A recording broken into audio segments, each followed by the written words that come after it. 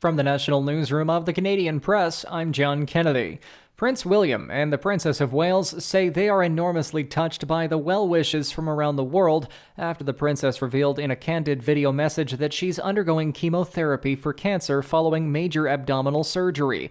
Reporter Lama Hassan is in London with the details. There's a huge amount of sympathy and empathy for Princess Catherine as she tries to deal with this devastating news. Princess Diana's brother, Charles Spencer, posting about Princess Catherine on X, simply saying, incredible strength and poise. Well-wishers left flowers yesterday outside of Windsor Castle, and many royal fans visiting Windsor and Kensington Palace said they were touched by Kate's personal message about her health struggles. Mourners gathered to remember former Prime Minister Brian Mulroney as a loyal architect of modern-day Canada, one whose love of life and family transcended the rough-and-tumble world of partisan politics.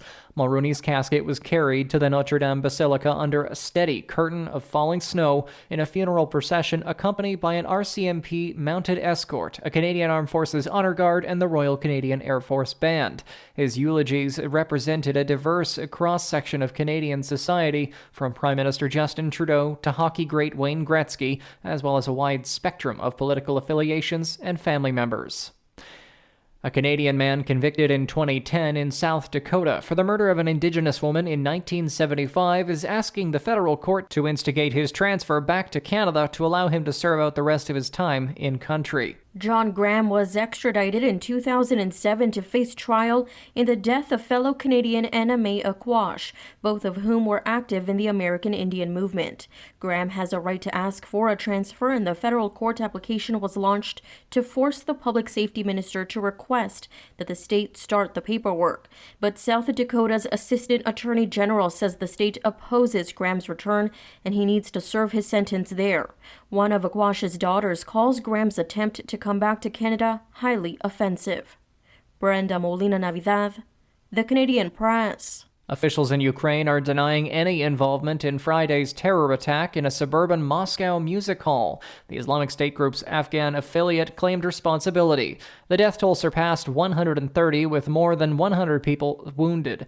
We get more from reporter Johnny Fernandez. Russian authorities say all 4 of the suspected attackers were taken into custody near the Ukrainian border. 7 other suspected accomplices were also taken into custody. Officials say they were planning to cross into Ukraine. In St. Petersburg, a memorial in honor of the victims. Residents there bringing toys and flowers, expressing sadness. Russian President Vladimir Putin did not mention ISIS in a speech to his nation. U.S. intelligence officials confirmed the claim by the Islamic State affiliate. This is the Canadian Press. In sports, there are 10 games in the NHL today with 6 Canadian teams in action. The Ottawa Senators host the Edmonton Oilers, the Winnipeg Jets visit the Washington Capitals, the Carolina Hurricanes will host the Toronto Maple Leafs, the Montreal Canadiens will visit the Seattle Kraken, and Calgary's Flames will host the Buffalo Sabres. Vladislav Gavrikov scored 25 seconds into overtime last night as the Los Angeles Kings defeated the visiting Tampa Bay Lightning 4-3 in NHL action. Steven Stamkos had tied the game at 3-3 with 46 seconds left in regulation, and in San Jose, Seth Jones scored 18 seconds into overtime as the visiting Chicago Blackhawks defeated the Sharks 5-4. San Jose was leading 4-0 in the second period before the Blackhawks rallied. Rachel Homan and her Ottawa-based team will shoot for gold today at the World Women's Curling Championship in Sydney, Nova Scotia. Her opponent will be Silvana Tirazzoni of Switzerland, who's won 4 consecutive world titles. From the Canadian Press, I'm John Kennedy.